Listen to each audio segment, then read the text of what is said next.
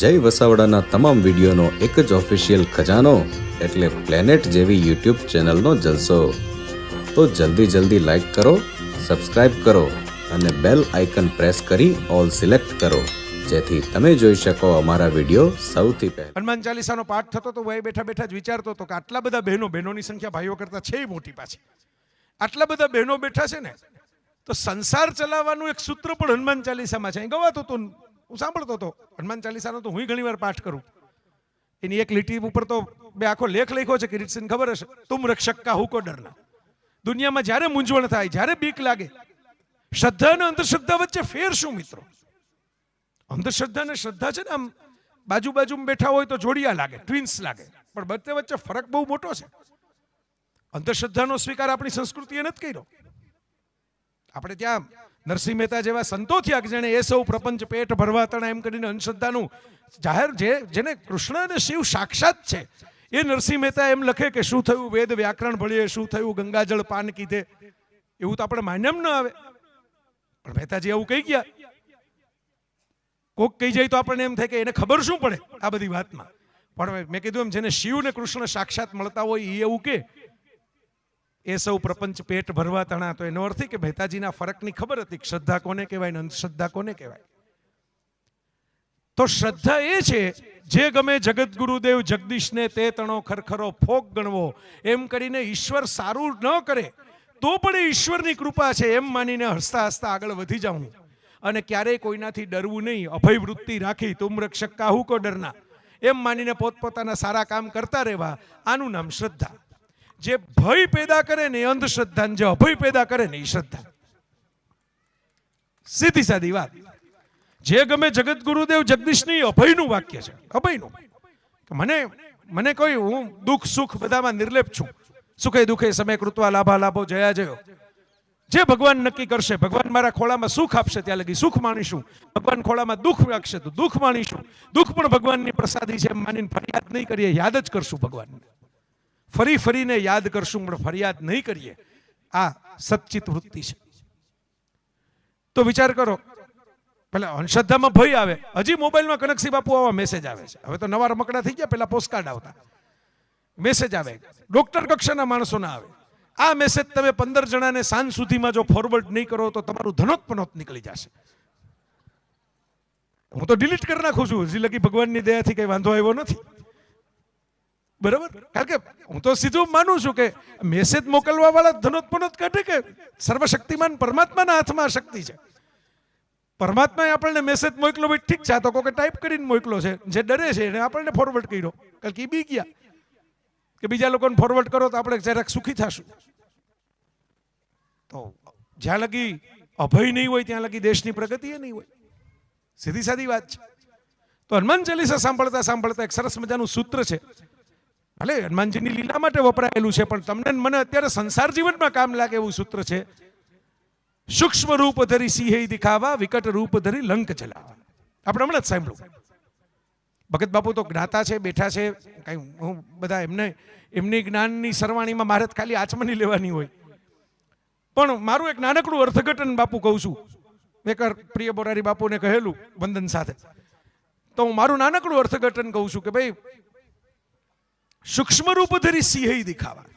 સંસારમાં તમારે બે કામ કરવા પડે. કોક વાર વિકરાળ રૂપ ધારણ કરવું પડે, કોક વાર નમ્ર સ્વરૂપ ધારણ કરવું પડે. બધી જગ્યાએ એક જ ફોર્મેટ ન ચાલે. બરાબર?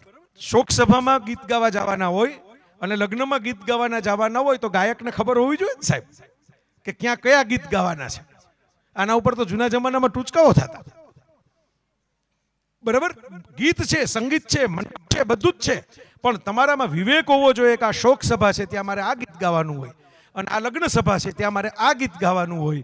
આ છે વિવેક. અને આ હનુમાન ચાલીસાની એક પંક્તિ છે. સંસાર ચલાવવો હોય, ક્યારેક આપણા છોકરા ધમાલ કરતા હોય, તોફાન કરતા હોય, એના જ હિત માટે, એને સૂઈ જવાનો સમય થયો હોય, એને વધારે પડતા પાણીમાં રમતા હોય, આપણને એમ થાય કે શરદી થઈ જશે, બિચારું બાળક તાવમાં શરદીમાં માંદું પડશે, અને મમ્મી ખીજાઈને કંઈક બેસી આવે ચૂપચાપ, ખબરદાર જો ઊભો થયો તો આ વિકટ રૂપ ધરી લંક ચલાવા.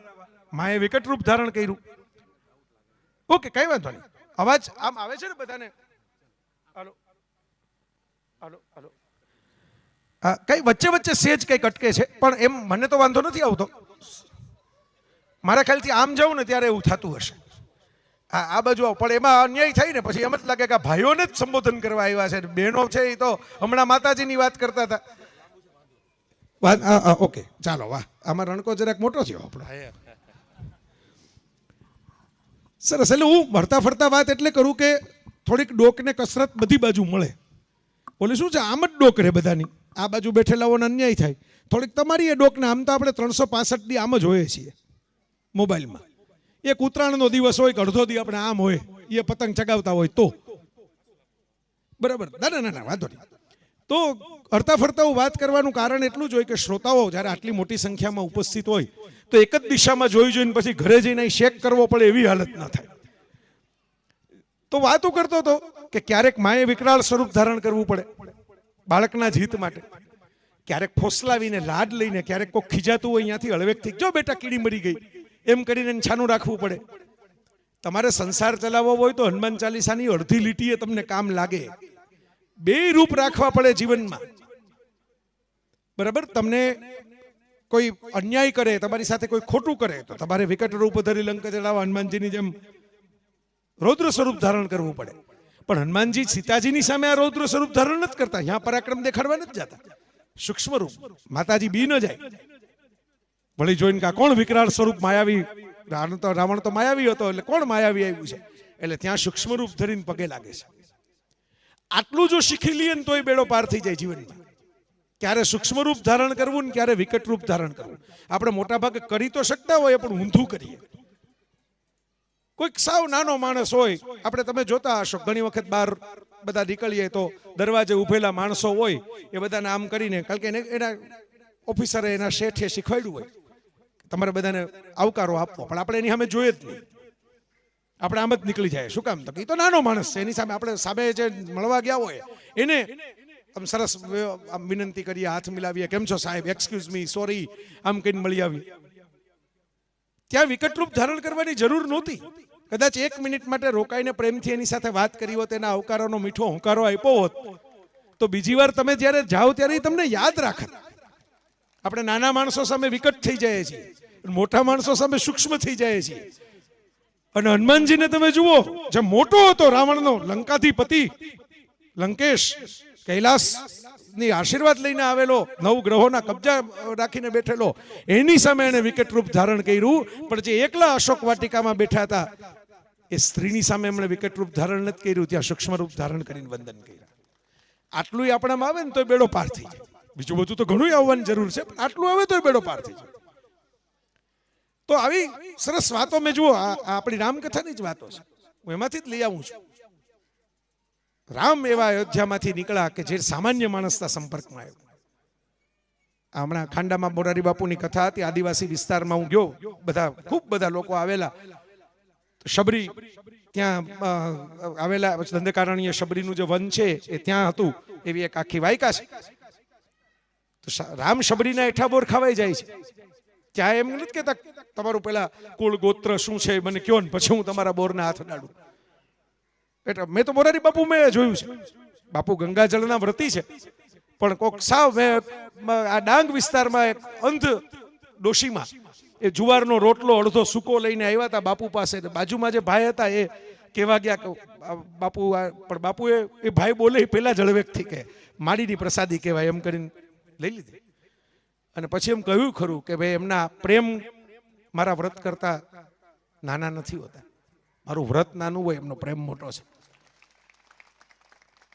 હું વ્રત રાખું છું મારી અનુશાસન માટે, કોઈનું દિલ દુભવવા માટે હું વ્રત નથી રાખતો.